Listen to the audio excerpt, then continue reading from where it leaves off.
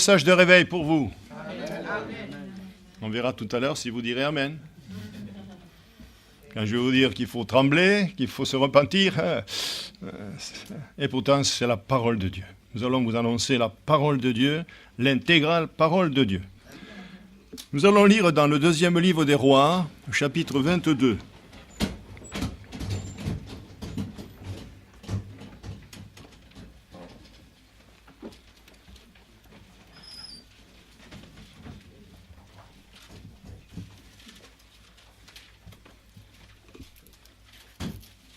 Deuxième livre des Rois, chapitre 22.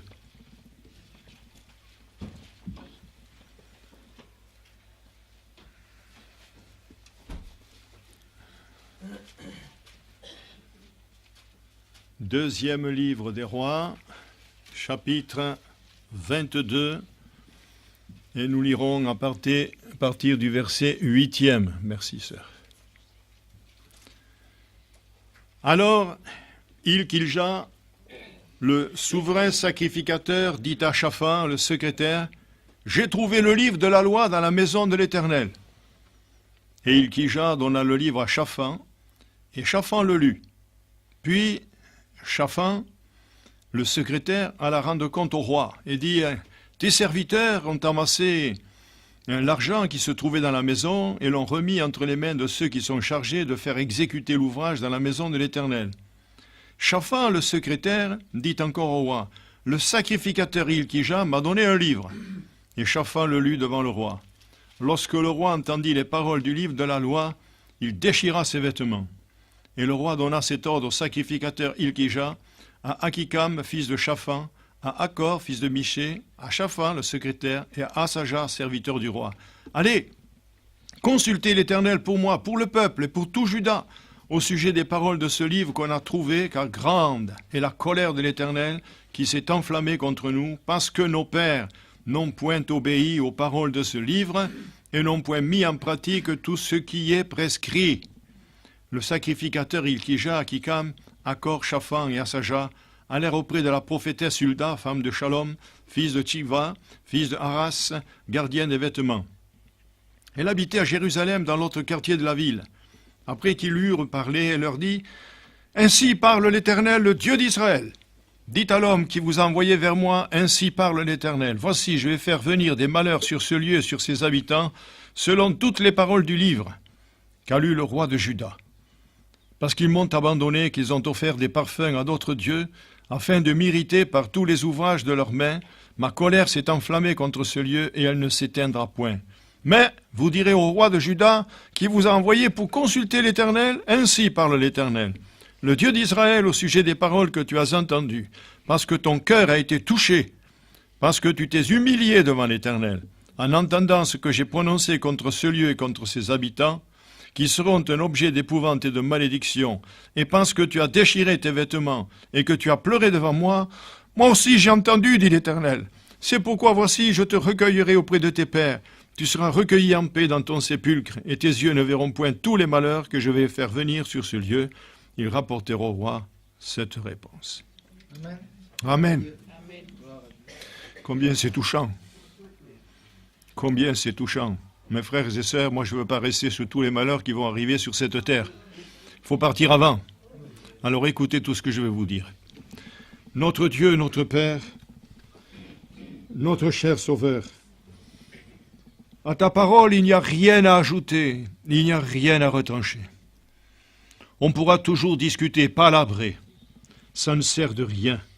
L'obéissance vaut mieux que les sacrifices. Ce matin, nous sommes là pour écouter ta voix. Seigneur, beaucoup n'ont pas écouté, et les jugements sont venus sur Jérusalem, sur Israël, déportés à 3 reprises, les Assyriens, les Babyloniens, et tout cela à cause de leur désobéissance. Mon Dieu, nous ne sommes pas différents. Le cœur, c'est le même. Il est tortueux, il est méchant par-dessus tout. Qui peut le connaître? Seul le sang de Jésus peut le purifier encore ce matin et nous donner une espérance avec les sanctifiés. Seigneur, étends tes mains, s'il te plaît, sur les paroles. Mon cœur bouillonne. Mon cœur est plein de paroles. Ça bouillonne dans ma bouche, dans mon cœur, dans mon âme. Seigneur, étends tes mains, s'il te plaît, pour que la parole de Dieu soit reçue favorablement.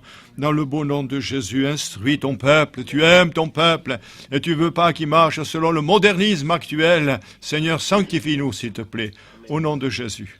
Amen.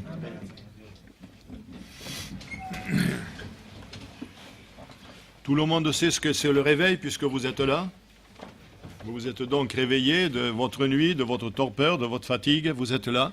C'est un peu comme un volcan. Vous savez, on dit souvent, ce volcan s'est endormi, mais ce volcan s'est réveillé. Et qu'est-ce qui se passe quand il se réveille? La lave coule et on a intérêt à fuir du côté. Je suis allé à l'île de la Réunion après le passage de ce volcan en feu en 97. J'ai recueilli un morceau de lave, là, marchant dessus. Bien sûr, c'était froid. Ça avait traversé la route jusque dans l'océan. Et donc, je n'ai vu que les effets d'un volcan qui est en éruption. Quand un chrétien est en éruption comme cela, non pas pour la colère, non pas pour tuer son frère, mais est un volcan pour louer Dieu, pour bénir Dieu, pour travailler, pour témoigner, alors c'est la victoire, bien sûr.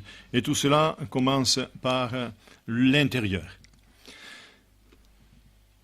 Ce temple, suivant les rois précédents, a été vraiment mis au saccage. Seul Ézéchias a commencé à restaurer le temple. Ensuite, son fils Manassé, alors lui, il a fermé les portes. Ézéchias les avait ouvertes, Manassé les a fermées. Puis il y a eu Amon, lui, il a été vite liquidé. 2 ans, là, il a été vite liquidé. Et puis nous arrivons à Josias. On ne comprend pas. Après 2 rois, on pourrait dire, qui travaillent plutôt avec l'enfer, comment cet homme Josias a le cœur touché par la parole de Dieu? Voyez-vous, on ne peut pas dire tel père, tel fils, telle mère, telle fille, c'est pas vrai. Notre cœur est vraiment personnel.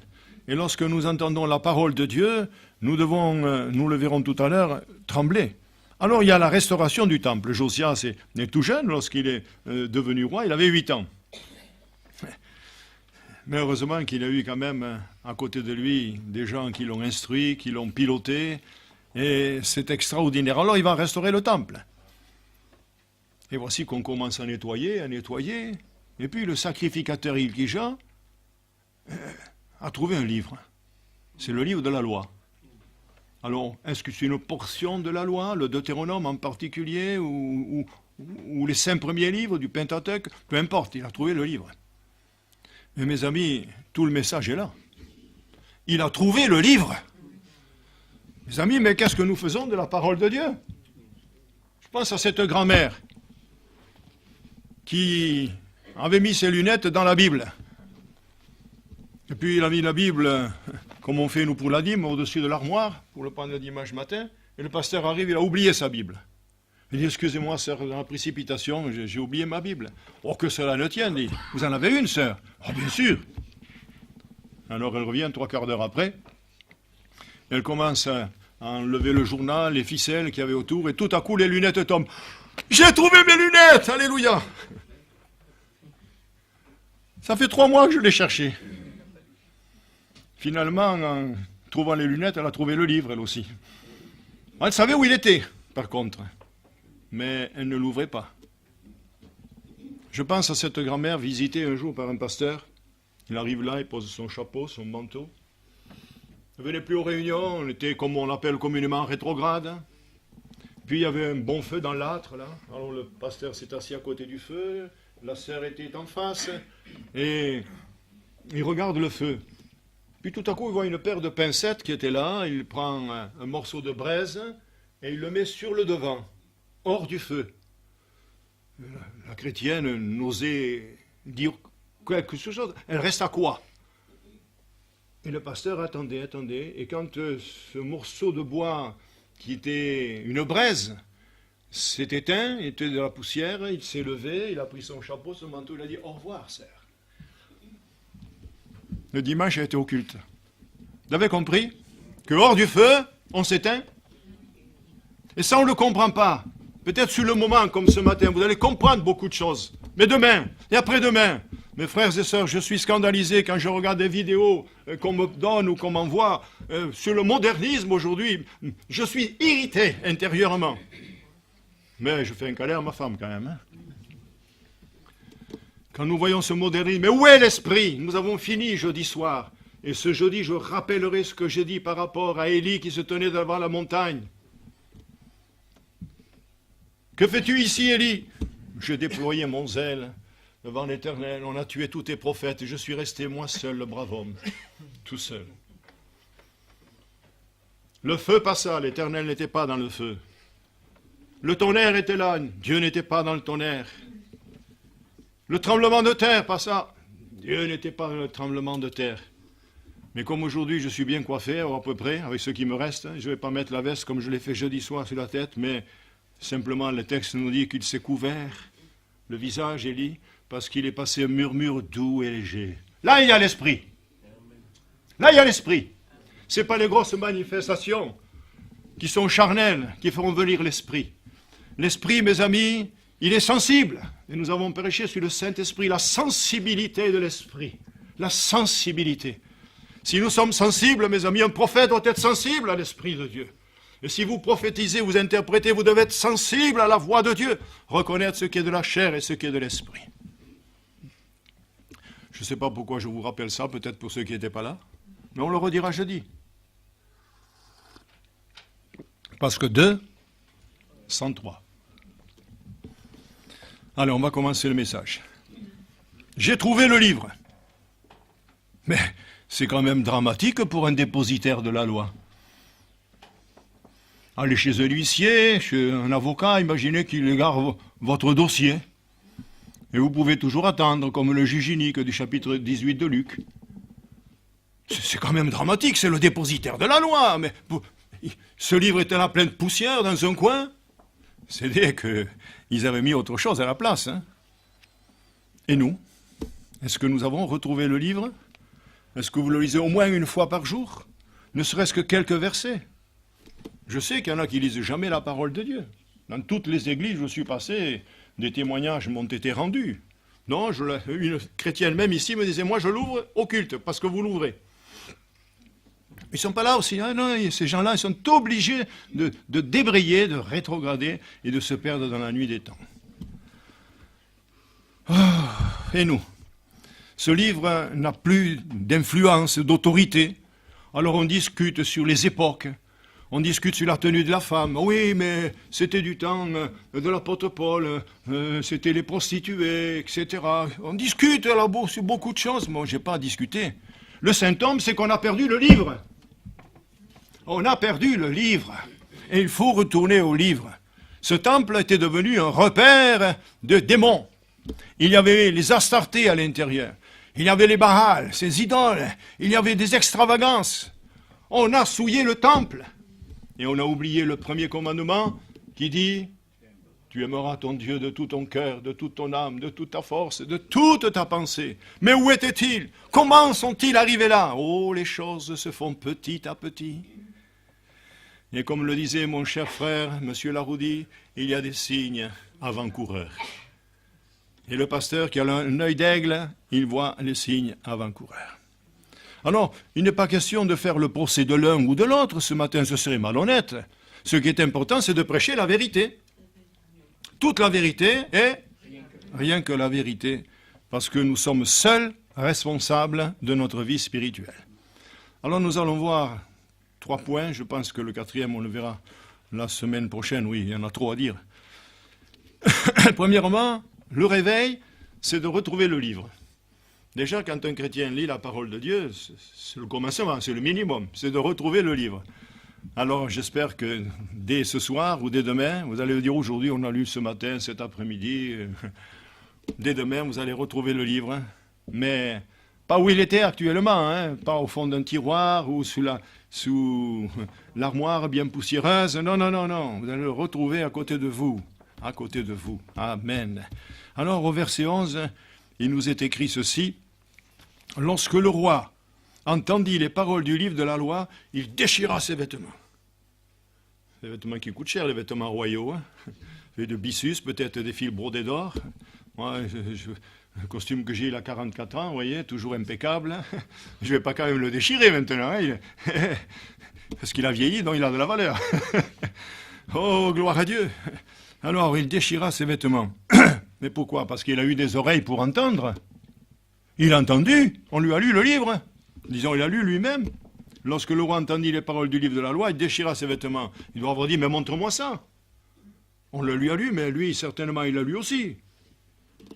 Alors, à ce moment-là, on connaît beaucoup de récits dans la parole de Dieu.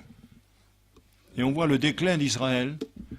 Et vous savez, il y a beaucoup de gens qui disent aujourd'hui, ça c'est pour Israël, ça c'est l'Ancien Testament.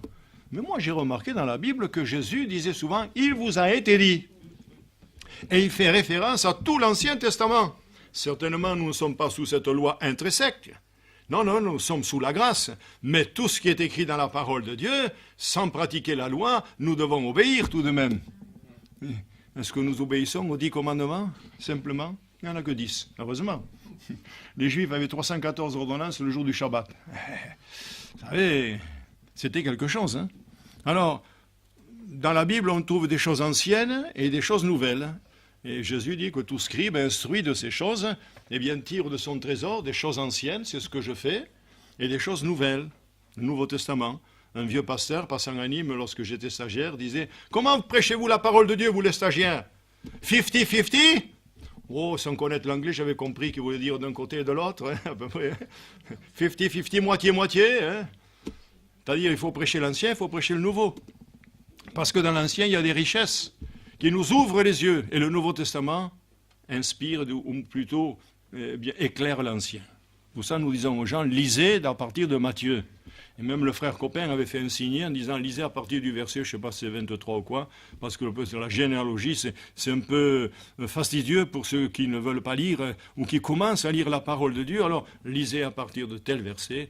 Et c'est vrai que c'est comme ça que j'ai appris et qu'on a appris et qu'on enseigne encore aujourd'hui. Alléluia. Il faut retrouver la saveur de la parole de Dieu. Il faut y trouver du plaisir. Alléluia. Du plaisir. Ah, actuellement, je suis dans Jérémie. Non, je ne veux pas m'arracher les cheveux, sinon... Mais...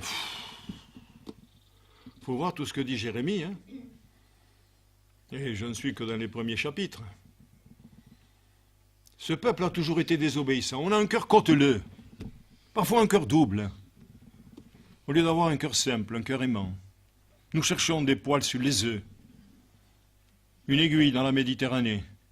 Etc., etc. Nous sommes devenus légers. Deuxièmement, le réveil, c'est d'écouter la parole de Dieu. Tiens, me vient cette idée, m'en vient souvent des idées. Ce n'est pas des idées fixes.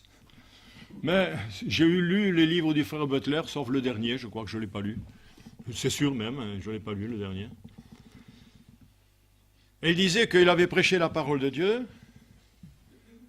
Et à la sortie, il y a une sœur ou un frère, peu importe, il dit, frère, je vous remercie pour la parole de Dieu. Une autre passe, merci frère, ça m'a rafraîchi. Et puis comme ça, quelques-uns passent, ils étaient heureux d'avoir entendu la parole de Dieu. Et puis il arrive une sœur, là, avec le visage languissant, frère, votre parole était dure ce matin. Alors le frère Butler dit, qui est-ce qui était dur? Est-ce que c'est la parole ou est-ce que c'est son cœur? Je vous l'ai dit, moi j'ai maintenant 50 ans de conversion, jamais j'ai trouvé la parole de Dieu dure, ni un pasteur qui l'a prêché, jamais. Par contre, quand un pasteur fait une erreur, comme je l'ai entendu une fois, je suis allé le trouver, j'ai dit non frère, là, il y a un petit truc là, hein. Juste sa manière. Il me dit oui. Non, la parole de Dieu doit nous donner du plaisir et il faut l'écouter. Alors qu'est-ce qu'il a fait? Mais quand il a entendu les imprécations, lisez simplement le Deutéronome chapitre 28. Il y a les bénédictions et il y a les malédictions. Alors je ne vous demande pas d'aller dans les bénédictions. Regardez un peu les malédictions. Il y en a le double des bénédictions. Alors qu'il a entendu ça, il a déchiré ses vêtements. Déchirer ses vêtements à ce moment-là, c'était vraiment une humiliation terrible. Dans les temps de deuil, parfois on déchirait les vêtements, on se couvrait de cendres. C'est terrible.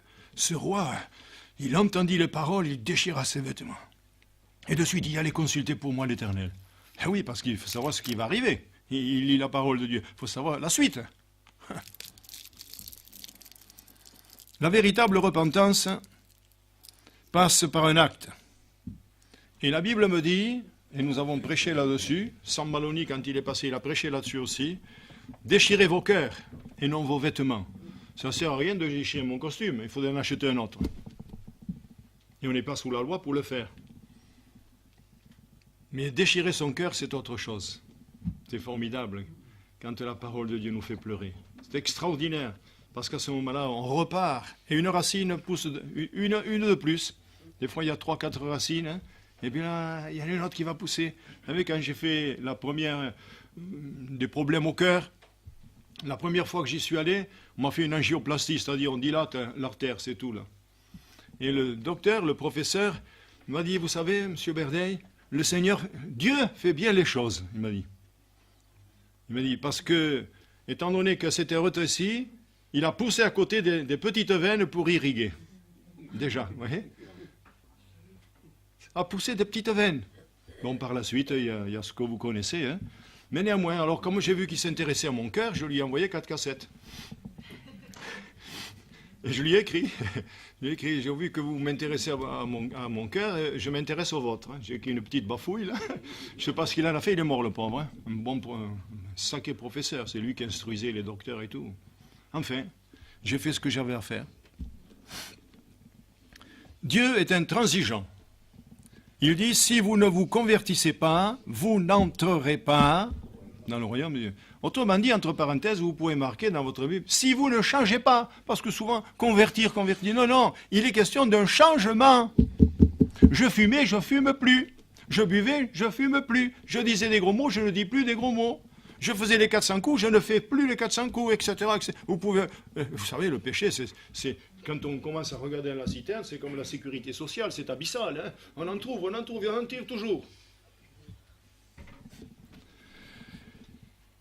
Dans Luc 13, si vous ne vous repentez pas, vous périrez tous également. Et Acte 3, 19, repentez-vous et convertissez-vous. Ça, c'est extraordinaire. Donc, il n'y a pas de réveil authentique sans repentance. Nous pourrons dire, Seigneur, j'ai péché, Seigneur, j'ai fait ceci, j'ai fait cela. Non. Moi, je crois que dans la Bible, il y a un texte qui, dans le premier livre des Chroniques, chapitre 7, verset 14, beaucoup le connaissent par cœur. Alors, vous m'aidez là-bas? Moi, j'ai oublié. Si mon peuple, sur lequel est invoqué mon nom, qu'est-ce qu'il fait d'abord? S'humilie, premièrement. Deuxièmement, prie. Cherche ma face. Deuxième, cherche ma face, c'est un deuxième. Ensuite, prie. D'abord, il faut chercher Dieu. Prie. Se détourne de ses voies impures, je le guérirai et je guérirai le pays. Le pays est perdu, mes frères et sœurs. Ce n'est que par vous et par moi qu'il peut être sauvé. Dieu n'a pas d'autres instruments dans cette région que l'Église de Jésus-Christ. Il faut que nous mettions ça derrière notre oreille, que ça descende dans notre cœur et que dorénavant on dise, moi aussi j'irai et je servirai le Seigneur. Moi aussi j'irai. Alors laissons-nous examiner par la parole de Dieu. C'est elle qui juge nos actes, s'ils sont bons ou s'ils sont mauvais. Des fois c'est grossier, donc on le sait de suite. Mais il y a des fois où c'est mesquin et nous avons besoin de toute la sensibilité du Saint-Esprit pour me dire là, mets le doigt là. Quand Nathan est venu voir David, il lui a dit, tu es cet homme-là. Pourtant, David, attention, il était là, il n'avait pas déchiré ses vêtements, lui là, hein. Mais c'était le roi d'Israël tout de même. Mais le prophète lui donne une parabole. Et David était enflammé de colère. Cette parabole de brebis, je ne vais pas la raconter, ça nous fait perdre du temps, on n'a pas la moitié du message. Mais David dit, cet homme mérite la mort. Et il avait raison. Et il connaît la loi, il rendra 4 brebis pour en avoir pris une. Mais Nathan le montre du doigt et lui dit, tu es cet homme-là. Ça change tout. Et si le doigt de Dieu se posait sur ton cœur ce matin en disant, tu es cet homme-là, tu es cette femme-là, qu'est-ce qu'il va faire David? Eh bien, David va s'humilier. David va se repentir. Le seul point noir dans sa vie, c'est d'avoir fait tuer Uri le Hétien. C'est ça. C'est pas d'avoir pris sa femme. C'est surtout d'avoir fait tuer cet homme pour prendre sa femme. C'est ça le drame. Dieu peut passer sur certaines choses, mais sur d'autres, il ne passe pas. Il ne passe pas. Mais David est un homme selon le cœur de Dieu, il sait s'humilier. Alors que Saül, lui, Quand le prophète Samuel est arrivé, il a dit, j'ai péché. Ouais. Honore-moi devant le peuple. Tu vois, le peuple est là quand même. Moi, le roi, je ne vais pas me mettre à genoux devant tout le monde. Mais moi, ça ne me gêne pas de me mettre à genoux devant vous. Ça ne me gêne pas. Parce que c'est devant Dieu qu'on se tient. Et on a besoin de restauration. On a besoin d'être en contact avec le ciel. Et pas simplement, comme on le dit vulgairement, d'esbrouf, de la façade. C'est de la vérité que le Seigneur veut, car la vérité doit être au fond du cœur. Et c'est David qui le dira dans le psaume 51, verset 8. Alléluia.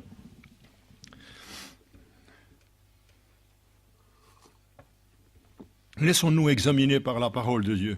Le réveil, c'est une véritable repentance. C'est le troisième point. On va rester là jusqu'à la fin de la méditation. Le réveil, c'est de nous mettre à 100% au niveau de Dieu. Aimons le niveau de Dieu. Moi, je n'aimais pas le niveau de 1,35 m quand il fallait sauter à la corde. Mais la fille, elle sautait, et j'étais jaloux. Et moi, chaque fois, je faisais tomber la ficelle. Et la fille, là, telle une antilope, hop, oh là là là là. Pour un garçon. Mais le niveau de Dieu, c'est autre chose. Il faut aimer le niveau de Dieu. Et quel est le niveau de Dieu? Le niveau de Dieu, c'est la sainteté, tout simplement. C'est de faire ce que nous pouvons faire, bien sûr, avec sa grâce. Hein? Moi, je voudrais dire comme Jésus à la mer et au silence, tais-toi. Je voudrais dire au sycomore, ou plutôt au pin qui est à côté de chez moi, déracine-toi, parce qu'il vient à 4 mètres chez moi, et il en tombe des aiguilles tous les jours. Bon, ça fait joli, hein, c'est quelqu'un qui arrive, ça fait joli. Seulement, c'est chez moi, 4 mètres. Je voudrais avoir la foi de dire, sèche-toi. Peut-être maintenant que je le dis, il sèche. Il faut attendre midi. Le niveau du Seigneur. Un couple venait au culte un jour, comme d'habitude. J'en ai connu de ces couples-là, oh, malheureusement. Alors il rentre à la maison après le culte. Dis, chérie, comment tu as trouvé le culte ce matin? C'était plat, hein? Il n'y avait que des chants sur les ailes de la foi. Il n'y avait pas de piano, ça c'est vrai. Mais moi, là, ce jour-là, il y avait le piano quand même, hein, dans l'histoire. Alors, comment tu as trouvé le culte? Mais je te le dis. Et la pianiste? Oh, que d'erreurs elle a faites aujourd'hui.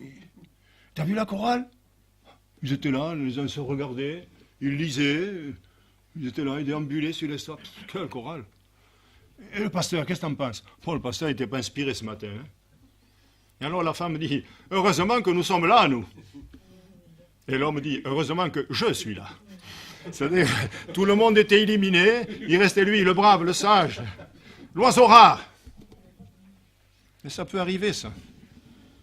Si vous voyez que le pasteur est en difficulté, parfois, eh bien, priez. Voilà pourquoi les femmes doivent être couvertes. Priez. Mes frères et sœurs, nous sommes loin du compte. Le compte n'y est pas. Pour la plénitude, le compte n'y est pas. C'est un homme qui vous aime qui vous parle ce matin. Le compte n'y est pas. Allez chez l'épicier, n'importe où, et payez, si vous devez, 50 €. Donnez-en 38. Et vous dites au revoir, monsieur. Le compte n'y est pas. Qu'est-ce qui se passe là? La marchandise, vous la laissez. Hein? Le compte n'y est pas. Est-ce que nous sommes dans la plénitude? Je voudrais dire oui, mais je sais que non. Nous n'avons pas découvert la plénitude. Il y a trop de chrétiens tristes, malheureux. Ce n'est pas les chants en sautant en l'air qui vont changer quoi que ce soit. C'est de l'intérieur, du cœur régénéré, que sortent ces exclamations divines, alléluia, avec des alléluia retentissants. Je me souviens, quand j'étais jeune, le pasteur disait une vérité, et tout aussitôt l'assemblée disait alléluia, gloire à Dieu. Il y en avait des alléluia et des gloires à Dieu. C'était pas du fantasme, ça sortait du cœur. Nous n'avons pas la plénitude. Nous sommes parfois dans les chaînes, dans l'esclavage. Tiens, je me souviens d'un texte de 1979 à Marseille, à l'église La Rose. Oh, je peux citer le pasteur, c'était le pasteur Daniel Quentin, un ancien, qui nous prêchait sur Ésaïe 63. Oh, je vais vous le retrouver, tiens, puisque le Seigneur permet que je vous le dise. Ésaïe 63, j'ai dit. Voilà. Il nous a prêché sur ce texte. Ça fait un bail, 79. J'étais jeune serviteur de Dieu, moi j'écoutais avec beaucoup d'attention. J'étais à côté aussi de M. Marcadier, on l'a bien connu. Comme la bête qui descend dans la vallée, l'Esprit de l'Éternel les a menés au repos. C'est ainsi que tu as conduit ton peuple pour te faire un nom glorieux. Il a prêché là-dessus. Comme la bête qui descend dans la vallée. Parlait de ces animaux qui étaient bien sûr sur la montagne le soir, ils descendaient, ça me rappelait le petit sentier de Camurac à Belcaire où le soir, nous les colons, nous allions marcher, on faisait la promenade, et des cette bêtes qui descendent tranquillement vers le lieu de repos. Et alors il disait, regardez un petit peu cette bête qui va vers le repos, et combien de chrétiens sont dans la neurasthénie, sont dans la déprime, sont dans la tristesse, sont dans la mélancolie, il disait, et ils vont comme ça, ils vont jusqu'à la mort. Alors il parlait de cela, que le chrétien n'avait pas la vie. Donc ça fait déjà bientôt 40 ans, l'an prochain. Et où en sommes-nous? Moi, ça ne me gêne pas de chanter sur les ailes de la foi, vous savez. Si on le chante avec onction, il y a des beaux cantiques. Mais aujourd'hui, il faut du modernisme. Aujourd'hui, il faut du zimboumboum, et zimboumboum, et zimboumboum, et c'est la joie charnelle. C'est la joie charnelle. On dira tout ce qu'on viendra, on pourra me dire, oh, vous êtes vieux jeu. Oui, c'est sûr, je suis vieux jeu. Je vais bientôt entrer dans le 3e âge, je suis vieux jeu. Mais il a de la vigueur, le pépi.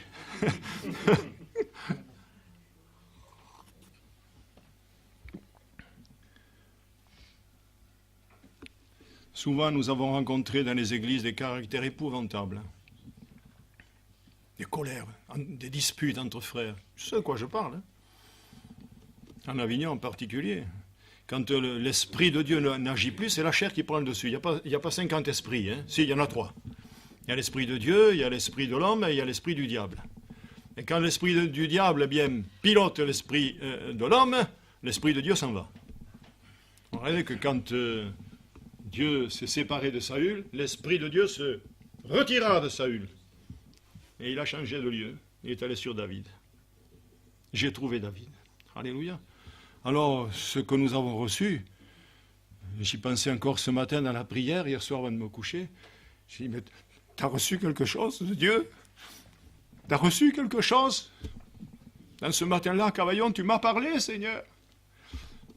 À Lézignan, tu m'as parlé quand tu m'as appelé au Saint-Ministère. Alors, il faut garder précieusement ce dépôt que le Seigneur nous a donné. C'est pas un jour, toujours. C'est à chaque jour suffit sa peine. Et c'est chaque jour qu'il faut se remettre en question. Alors, il y a des actions abominables, il y a des actions méprisables, des réactions méprisables. Finalement, est-ce qu'on ne serait pas des faux chrétiens? Si ça correspond à ce que je viens de dire, si vous vous trouvez là, alors vous êtes un faux chrétien. Non, j'aime pas dire chrétien, faux chrétien ou bon chrétien. Ça n'a rien à voir, le chrétien. Non, non, non. Est-ce que nous sommes des disciples? Un disciple, il entend ce que dit le maître et il fait ce que dit le maître. Le chrétien, lui, vient au culte et puis basta. Frères et sœurs, mon âme est à l'agonie. Quand je vois le peuple d'Israël qui avait laissé cette Bible-là, cette parole de Dieu, ce rouleau, qu'il avait laissé dans la poussière, est-ce que c'est possible? Ils ont laissé l'arche de l'Alliance pendant 20 ans. 20 ans. Combien de mois, combien d'années on m'a posé la question au téléphone? Combien d'années il est resté caché? Bon, j'en sais rien, mais il y a quand même Manassé qui a régné 56 ans. Il y a son frère Amon 2 ans, alors 50, 60 ans. Que ce rouleau était caché. Je ne peux pas dire des dates. J'ai essayé de trouver sur les commentaires et tout, je n'ai pas trouvé. Mais on sait que Manassé, lui, il a laissé tout rentrer. Il observait les serpents, les nuages. Alors la parole de Dieu, il n'a rien à faire. Et quand Dieu sort, il y a quelqu'un qui prend la place. Alors les Baals et les Astartés, la divination, tout était dans le temple. Regardez du temps de Jésus, il a dû faire le ménage. Dieu pensait qu'il y avait des bœufs dans la maison de Dieu. Des bœufs, des moutons, des pigeons, des changeurs de monnaie. Et Jésus, il a pris tout ça, là, il a dégagé, là. Allez, il a fait un fouet. Remarquez qu'il n'a pas fait de suite. Il a commencé à rentrer la veille, il a commencé à regarder. Quand il a vu tout ça, et il ne devait pas y avoir grand-chose, parce que le soir, les moutons, ils rentraient chez eux. Mais le lendemain, quand il est arrivé de Béthanie, il a fait le ménage. Il a fait un fou avec des cordes, et allez, ma maison sera appelée une maison de prière pour tous les peuples. Mes frères et sœurs, et mon Dieu, craignons Dieu, n'ayons pas peur de Dieu. La crainte, c'est pas ça, la crainte de Dieu, c'est le commencement de la sagesse. Alléluia. Vous savez pourquoi il n'y a pas de vie dans les églises? Est-ce que vous voulez le savoir? Est-ce que je peux continuer? Parce qu'on s'est éloigné de Dieu. Voilà pourquoi il n'y a pas la vie. Voilà pourquoi il n'y a plus de louanges, pourquoi il n'y a plus de prières. Nous sommes semblables à l'église de Sardes. Qu'est-ce qu'il y avait à l'église de Sardes? La parole de Dieu me dit, il y en a beaucoup qui sont morts.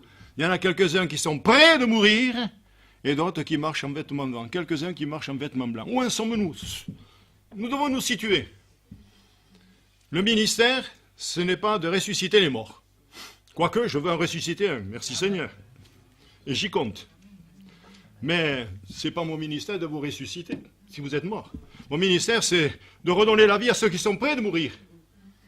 Ceux qui marchent en vêtements blancs, marchez, continuez. Vous êtes sur le bon chemin. Alors, situons-nous dans ces trois catégories. Où en sommes-nous? La parole de Dieu, mes frères et sœurs, je le dis avec vérité devant celui qui m'écoute, la parole de Dieu ne nous fait plus trembler. Elle ne nous fait plus trembler. Or, si nous servons le Seigneur, si nous sommes près de lui, dirons, mais Seigneur, mais ça ne te plaît pas, ça. Mais Seigneur, j'ai dit une parole qui ne te plaît pas. Mais Seigneur, j'ai fait un acte qui ne te plaît pas. Je suis allé où tu ne voulais pas que j'aille. Elle devrait nous faire trembler, cette parole. Et quand vous l'ouvrez, dites, Seigneur, mais parle-moi.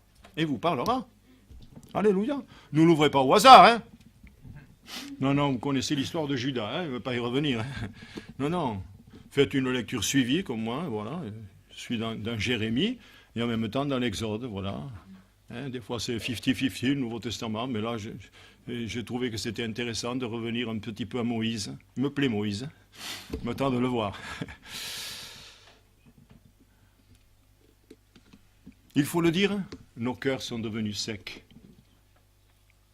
Tiens, il me manque ce message sur le cœur. Il y en a quand même une cinquantaine d'enregistrés, mais le cœur sec. C'est quoi un cœur sec? Cœur plat. Monsieur Leblanc, qui est venu ici, me disait quand le frère Scott est mort, il avait le cœur plat. C'était sec. Tellement il souffrait, cet homme-là. Ah oui, il souffrait, vous savez, c'était un prophète, c'était un apôtre, il a ouvert des églises en France, et il se donnait à fond. Il est venu avec une valise, hein, et il est reparti avec une valise. C'était donné à 100%, voilà, c'est suivant ce qu'on a reçu. Hein. Aussi, quand une femme venait à l'imposition des mains, même si c'était une inconvertie, il lui dit « Ma sœur, tu vas laver ton pot !» Il ne savait pas parler bien le français, « Tu vas laver ton pot !» C'est sûr que comme tout serviteur de Dieu, il a fait des erreurs. Nous n'allons pas regarder les erreurs, regardons tout le bien qu'il a fait. Si toutes les églises en France existent, c'est grâce à lui et à ces vieux serviteurs de Dieu qui, comme M. Picavet, me disait, moi, je partais de Grenoble pour aller faire des réunions sur Lyon. M. Christian, qui est à Père-Guillot, du côté de la parade, du côté de la grande ville de Montauban, en gros, là, hein, vous voyez ce que c'est. Hein, eh bien, il partait avec le train pour aller faire un culte à Nîmes. Et ces vieux de Marseille, on ouvrait vers Lyon. La moto. Et il me dit, quand j'arrivais, j'avais le nez en sang. Je coulais le nez, le froid, l'hiver. Mais ouais, mais ça, c'est des pionniers. Si les églises existent aujourd'hui. Seulement, est-ce que nous, on fait que maintenir les églises? Mais on ne les développe pas. Alors moi, ça me fait trembler de voir ça. Ces anciens qui sont partis. Le frère Roux, qui était un ancien également. Il est parti, et la veille de sa mort, il a prêché sur la tenue de la femme à Perpignan. Il a dit, eh bien, je suis content de partir pour ne pas voir le déclin de nos églises. Je suis content de partir près du Seigneur. Et c'est vrai que, quand même, j'ai connu la Pentecôte il y a 60 et quelques années. Hein. C'était autre chose, je vous assure. Quand on rentrait, on sentait cette vapeur de Dieu. On sentait l'Esprit de Dieu. Alléluia. Et une chrétienne me disait dans une église, je ne sais plus laquelle, quand le pasteur arrivait à sa sacoche, on sentait le vent de l'Esprit qui passait. Alléluia. Moi, j'arrive avant, vous ne pouvez pas sentir le vent. Oh Dieu. Au verset 13, il dit, allez consulter l'Éternel pour moi, pour le peuple et pour tout Juda. Pourquoi? Parce qu'il est dans une tristesse, mais en même temps, dans une affliction profonde, parce qu'il dit grande est la colère de l'Éternel. Mais vous y pensez, mes frères et sœurs, nous sommes devenus religieux. Et nous ne sommes pas des vrais pentecôtistes, nous sommes devenus des catholiques. Et qui peut se lever ce matin et dire qu'il n'a jamais désobéi à la parole de Dieu? Qui peut se lever? Qui peut se lever? Cependant, comme il est dit dans ce chapitre 63 d'Ésaïe, cependant, tu es notre Père. Je lisais avec un grand plaisir tout à l'heure quelques extraits pour préparer cette finalité-là dans Esdras, quand ils avaient pris des femmes étrangères, mais ils ont tremblé. Et puis quand ils sont tenus debout, ils disaient qu'ils tremblaient à cause de la pluie, mais à cause de ceux qui venaient d'entendre. Et dans le prophète Ésaïe, cependant, tu es notre Père. Nous ne sommes pas sans espérance. Alléluia. Quand bien même ce matin nous serions au fond du puits, nous ne sommes pas sans espérance. Parce que le Maître va envoyer son ange avec une grosse corde pour nous tirer. Jérémie plutôt, enfonça dans la boue. Et Elimelech, je vous prêcherai sur Elimelech, un de ces 4 jours. Je n'ai jamais prêché sur lui. Dieu s'est servi d'un homme d'ébène pour prendre une trentaine de personnes, pour sortir un homme, 30 personnes avec des haillons. Et on a sorti Jérémie de la boue. Il risquait sa vie, Elimelech, d'aller voir le roi et dire il faut sortir Jérémie. Il va mourir là-dedans. Quel cœur, mes amis, quel cœur! Sachons tirer un frère, une sœur qui est en train de couler. Sachons lui mettre la main sur l'épaule. Même je sais que quand un rétrograde est rétrograde, c'est difficile de le ramener. Vous pouvez dire tout ce que vous voulez. Mais simplement, un petit attouchement, je vais prier pour toi, mon frère. Je vais prier pour toi, ma sœur. Et il faut le faire. Pas simplement lui dire, mais il faut le faire assidûment jusqu'à ce que le frère et la sœur reviennent à l'intensité maxi. Alors bien sûr que l'Éternel est en colère à cause de la désobéissance. Mais Jésus est mort pour le désobéissant. Vous le savez ça? Je crois que c'est titre qu'il dit, nous étions désobéissants, égarés, insensés. Nous étions. Ouais, je l'ai prêché à Bolène il y a 38 ans. Dans un hangar, l'assemblée était dans un hangar. C'était pire qu'à Cavaillon. Cavaillon avait une estrade haute comme ça, je touchais presque le plafond. En plein été, nous, on se devait d'être toujours avec la cravate et la chemise et la veste. Mais les amis, quelle chaleur à Cavaillon. Mais là, c'était pire, c'était des tôles. Et je l'ai prêché. Nous aussi, nous étions désobéissants, égarés, insensés. Mais, lorsque la bonté de Dieu a été manifestée, il nous a sauvés, non à cause des œuvres de justice que nous avions pu faire, mais à cause de son grand amour. Alléluia! Dites Alléluia, mes frères et sœurs, il nous a sauvés. Alors ne restons pas comme nous sommes. Il nous a sauvés, mes amis. Le ciel est à nous. Il est en nous. La Trinité est venue en nous. Amen. Alors laissons-le vivre, comme disait à l'époque Mme Barbano. Laissons-le vivre. Bon, mais elle l'a laissé mourir. C'est dommage. Ah, quelle odeur allons-nous laisser? Quelle odeur? L'odeur du chou? L'odeur du poisson? Quelle odeur allons-nous laisser? Le limaçon, quand je regarde mon jardin, et toi, t'es passé par là. L'autre soir, j'ai tué 50 limaces devant ma maison, sur le ciment. J'ai pris un bâton, et pam, en rentrant du culte, là, en rentrant de la réunion de prière, c'était déjà tard. Les petites, vous savez, là, les petites, là. Mais j'ai vu une trace, hop, j'ai dit, elles sont là. Et effectivement, pim, pam, pam, pam, pam, pam, pam. Ma femme me dit, vous avez beaucoup prié ce soir. Oui, tuer des limaces. Mais alors, qu'est-ce qu'il doit y avoir dans le jardin? Mais ça laisse des traces, on le sait qu'elles sont passées par là. D'ailleurs, ils m'ont siphonné 15 pieds de piment, hein, de poivron, ouais. Et à la base, crac! Il aurait pu manger les feuilles. Non, crac! Et tous les jours, il en tombait 3 ou 4. Mais j'ai dû en acheter. Il fait 15 et ils sont partis. Et les tomates, ça a commencé. Il y en avait 2 qui sont passés la trappe. Heureusement que quelqu'un bien aimé m'en a donné quelques-unes. Oh Seigneur, enfin. Quelle odeur laisserons-nous? C'est ça un chrétien? Oh ben si c'est ça, c'est pas la peine que je vienne. Je l'ai entendu combien de fois, mes frères et sœurs. Et vous savez, je pourrais vous donner 1000 exemples, faire des bouquins là-dessus. J'ai dit cette femme de Carcassonne, là, qui était à la dame blonde qui était là, hein. Michel, elle s'appelait Michel, ouais. De temps en temps, il y a des mots qui me reviennent. Quand elle s'est remariée, j'ai son nom aussi, là, sur un cahier. Michel. J'ai donné l'appel de la vie chaque fois que j'allais là-bas, parce que j'étais une fois par semaine, sûr, si c'est pas 2 fois, à l'hôpital. Je connaissais tous les étages. Aussi, les gens me voyaient en chemise blanche et pantalon bleu. Docteur, pouvez-vous me renseigner? J'ai dit oui, vous cherchez la médecine, vous êtes au 2e. Vous cherchez la pédiatrie, vous êtes au 5e. Vous voulez la cardiologie, vous êtes au 3e. Je connaissais l'hôpital 100%. Celui-là, je me perds.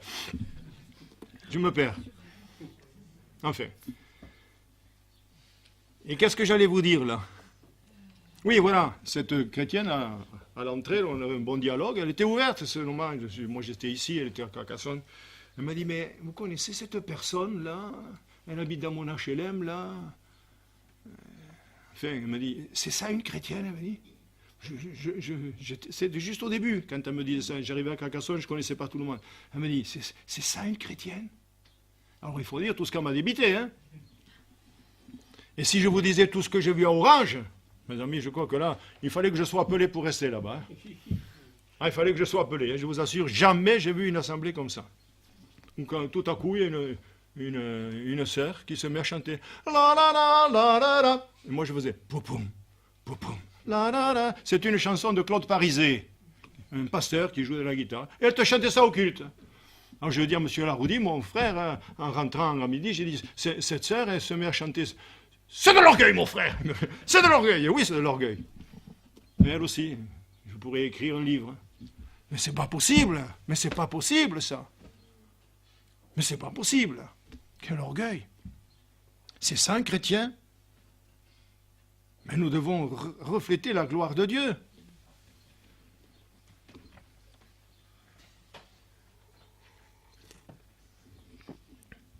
La belle-sœur de ma petite Sabine, de ma petite Lise, était là-bas lorsque j'y suis allé un jour. En partant, elle a dit, il est beau cet homme. Hein. Ne dites pas alléluia, c'est pas de la beauté physique qu'elle parlait. Je suis un vieux renard maintenant. Elle parlait de la beauté spirituelle. Elle avait discerné la beauté spirituelle avec quelques phrases que j'avais dites, vous savez. Elle a dit, il est beau cet homme. Oui, l'intérieur est beau. Alléluia, c'est ça qu'il nous faut. La beauté ne se mange pas en salade, disait ma maman. Hein. Eh oui. La beauté attire. Mais, dites-moi la suite. Vous l'avez entendu ça. La bonté retient. Alors, ce qui fait le charme d'un homme, c'est sa bonté. Ce n'est pas sa beauté.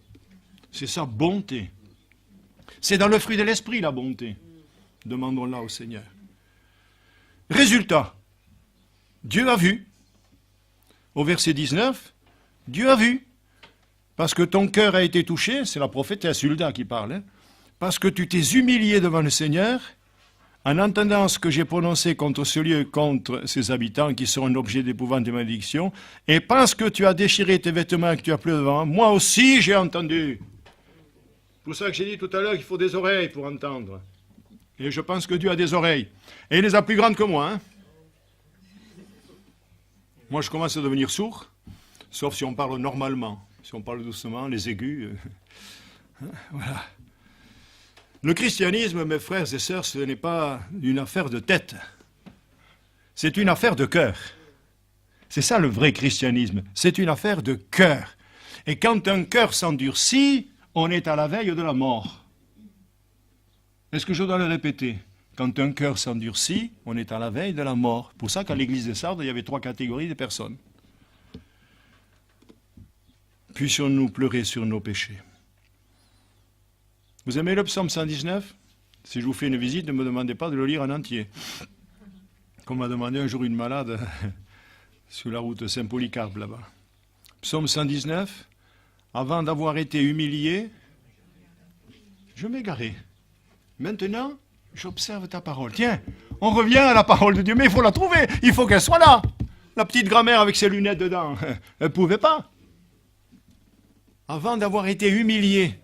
Donc il y a d'abord le chemin de la repentance, 2 Chroniques 7, 14. Et maintenant, alors, je reviens à la parole de Dieu. Ah, alléluia. Paul savait s'humilier, vous savez. Paul savait s'humilier.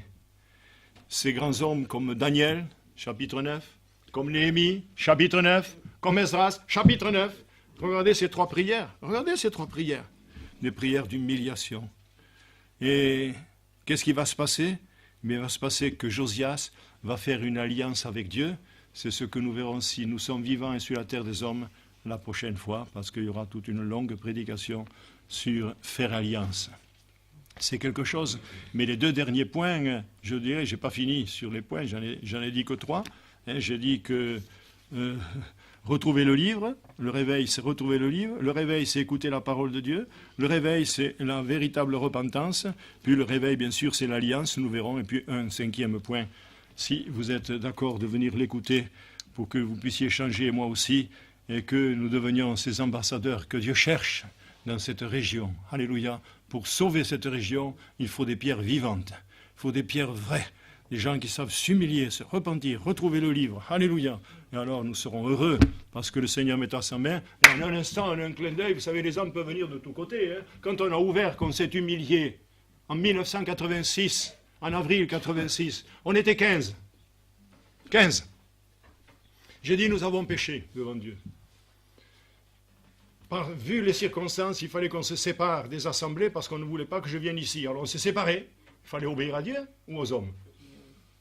Non, mais il fallait obéir à qui? À Dieu. Bon, donc j'ai bien fait. Oui. 32 ans après, on est encore là. Parce que vous me supportez, vous êtes gentil quand même. Moi aussi.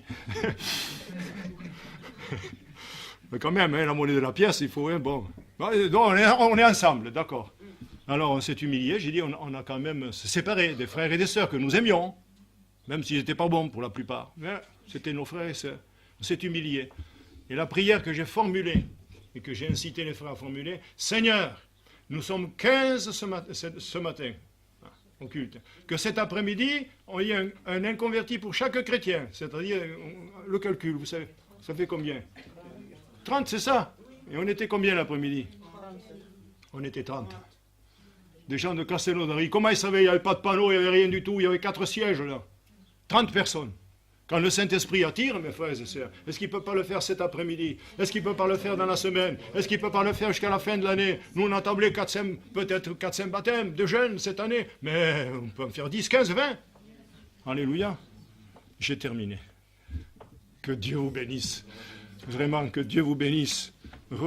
Réécoutez ce message. Et prenez le prochain aussi. Les deux, c'est ensemble. Alléluia, que Dieu vous bénisse abondamment. Seigneur, nous sommes devant toi, bien souvent misérables, c'est vrai. Mais même s'il faut s'humilier, c'est un bon culte. Certains diront, il faut de la joie, de la joie. Oui, Charles Trenet chantait cela, mais c'est un païen. Il y a de la joie.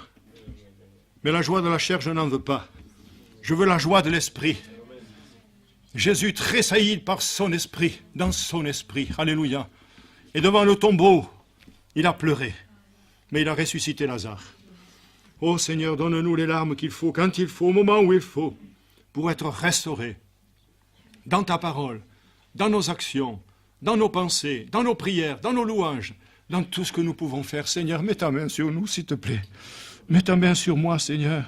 Oh, j'ai besoin d'être renouvelé encore et d'être enseigné par toi avant d'enseigner le peuple de Dieu. Je me tiens devant toi. Je suis comme Esdras sur l'estrade, Seigneur. Et j'ai une grande responsabilité de faire connaître à l'homme son péché, au peuple de Dieu ses iniquités, afin que ce peuple-là, eh bien, soit un peuple conquérant, réveillé, et qui puisse gagner des âmes pour le ciel. Car tout est là, nous sommes sauvés pour servir. Et je te loue, Seigneur, de ce que nous avons pu dire et faire ce matin. Travaille nos cœurs maintenant, dans le bon nom de Jésus. Amen.